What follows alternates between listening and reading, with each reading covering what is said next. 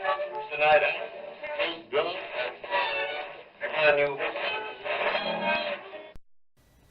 Hey there, SkepticalRoot. God damn it, I did this video and it was kind of ranty and it was funny. It's funny, damn it, I'm telling you, it's funny. No audio. And not for not trying, it's because I was messing around with Power Director, trying to play around with my green screen over there a little bit, so you don't have to look at my mess all the time. And that was fine. Not doing it right now, but I tried to do the capture stuff, which didn't work. Messed with my audio. Turned my mic way down, like all literally like I normally keep it at 100 and plus 10 dB gain just to get a good audio out of it, and it was at 20. So I got nothing. I mean, I can't go in and enhance it enough for it to be legible. Legible? No, because you're not reading it. You're listening to it. Whatever. Anyway, so doing a 20 arguments for the existence of God, atheism topic here. I've done from Peter Kreeft's list at peterkreeft.com. That's peterkreft.com /topics-more/20_arguments-gods-existence.htm. Link will be in the description. I've done 1, 6, 14, 15, 16, 17, and 20, which are, let's see, what are those here? Change, kalam, moral argument, argument of conscience, desire, aesthetic experience, and Pascal's wager. Did I miss one? 17. Nope, that's it. So I've done 7 of them. This will be number 8. This is the argument from Degrees of Perfection, which this isn't going to be as good as the last one. The last one was actually damn good because, you know what? I hadn't read it before, and I sat here reading it, and like I literally wanted to just face palm myself the whole time I was reading it, because this is. Calm down a little bit here. Let's try this again. Let's be a little bit calmer. Let's try to get through this together and understand what we're talking about here. So, the argument from Degrees of Perfection basically says, and I'm going to read a little bit of this here. We notice around us things that vary in certain ways. Oh, really? Okay. A shade of color, for example, can be lighter or darker than another. A freshly baked apple pie is hotter than one taken out of the oven hours before. The life of a person gives and receives love is better than the life of one who does not. Do you see where this is going yet? So we arrange some of these things in terms of more or less. And when we do, we naturally think of them on a scale approaching most and least. For example, we think of the lighter as approaching the brightness of pure white, and the darker as approaching the opacity of pitch black. This means that we think in terms of various distances from the extremes and possessing in degrees of more or less what these extremes possess in full measure. I'm not going to go on reading from there. So basically they're saying because we have relative degrees of something, more or less, or better or worse, that because we have this concept of better and best and good, that there must be some scale upon which we base this. With, at some extreme end, there must be something that is perfect and best and good. And that thing we call God. Dun, dun, dun. Dumb. No. We do these things on relative scales based on our subjective experiences.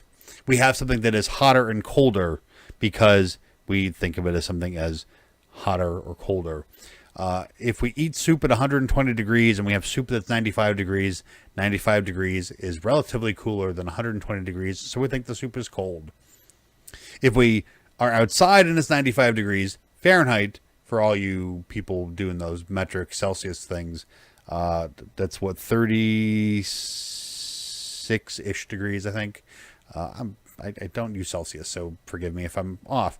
So 95 degrees outside is pretty hot, especially if we're expecting it to be 70-ish degrees.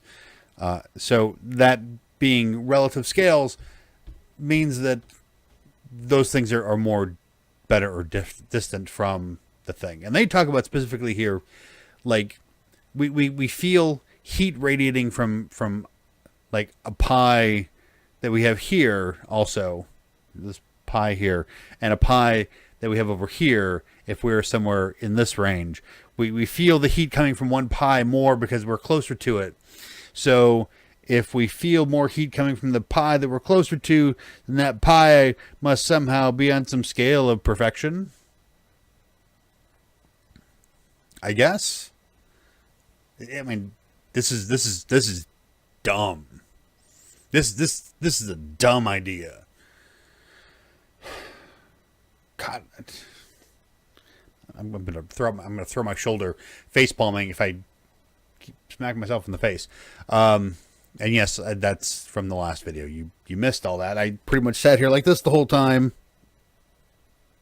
What are you doing? Not doing that this time. But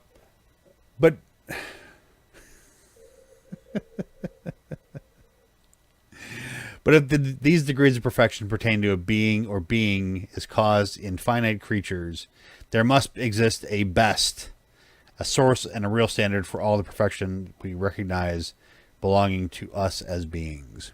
Of course, that cannot be subjective or relative. That has to be objective. There has to be a best in objective terms. This absolute perfect being, the being of all beings, the perfection of all perfections, is God.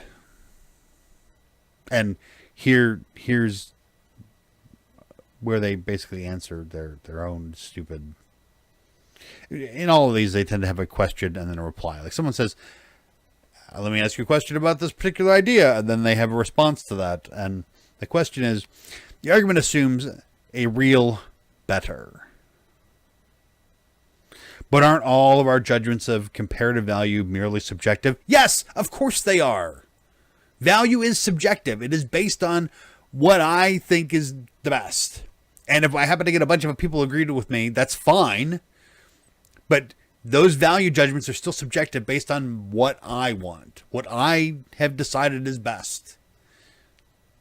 Not an objective value that is objectively better. Because I tell you what, let's say we have a group of 10 people, and in order for 9 people to live, we have to kill one of them. That subjective moral decision is fine for 9 of those people, but not for one of them. Either that one person decides, okay, it's better if I die to save the other 9 people, it's still not better for that person. It's subjective. And that will depend on which of the 10 people is the one that gets whacked. Subjective, not objective. Which is something that, you know what, Friended, you and I have to have a talk about what we mean, or what they mean, I should say they, by subjective and objective morality. You are right that you can create objective standards for what is best about a particular moral system, but there is no one standard, which is what they typically talk about, especially Christians, when they talk about a objective moral value. It is the one that's handed down by God that says only X, Y, and Z is best. It is not that we can decide based on our subjective stances that humanism is the best thing, and we can say that like reduction in suicides is their primary goal, as our primary measure. That can be an objective measure for a subjective system, but the system is still subjective. Another rant for another time. Their reply to this question about but aren't all of our judgments comparative value merely subjective? Their answer is the very asking of the question answers it. The very asking answers it. No, wait. The very asking of the question answers it. For the question would not have, or the questioner would not have asked it unless he or she thought it really better to do so than to not. And really better to find the true answer than not. You can speak of subjectivism, but you cannot live it. That last sentence makes no sense whatsoever, even in context of what their stupid rant is about here, their argument from Degrees of Perfection, because it's all subjective. It literally says that it's all subjective. It makes all these subjective comparisons and then makes the logical leap, because it's not even just an assumption. It applies a premise with no backing or justification that if things have a scale, then there must be a far end to that scale. And in most cases, there can be a far end of the scale. But you know what? If we're talking about temperature, for example, and there's an absolute zero and there's an absolute hottest, Planck second after the Big Bang compared to when all molecular activity stops, we can't take any more energy out of a system. 70 degrees Fahrenheit is a spot on that scale somewhere, way towards one end. That does not mean that 50 degrees isn't cold. See what I'm saying here? Or that 100 degrees isn't hot. Or 1,000 degrees wouldn't incinerate all organic life wouldn't be gone at 1,000 degrees.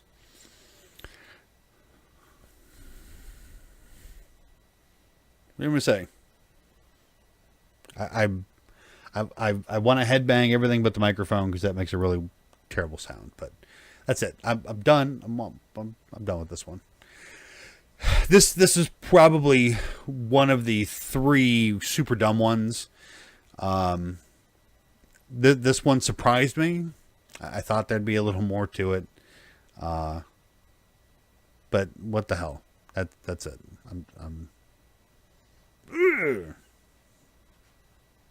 Like, comment, share, subscribe. All that fun stuff you're supposed to do on YouTube when all of these content creators get out there and say, hey, do my stuff. Do my stuff.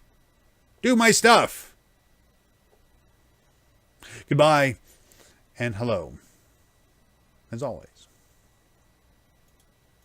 It doesn't.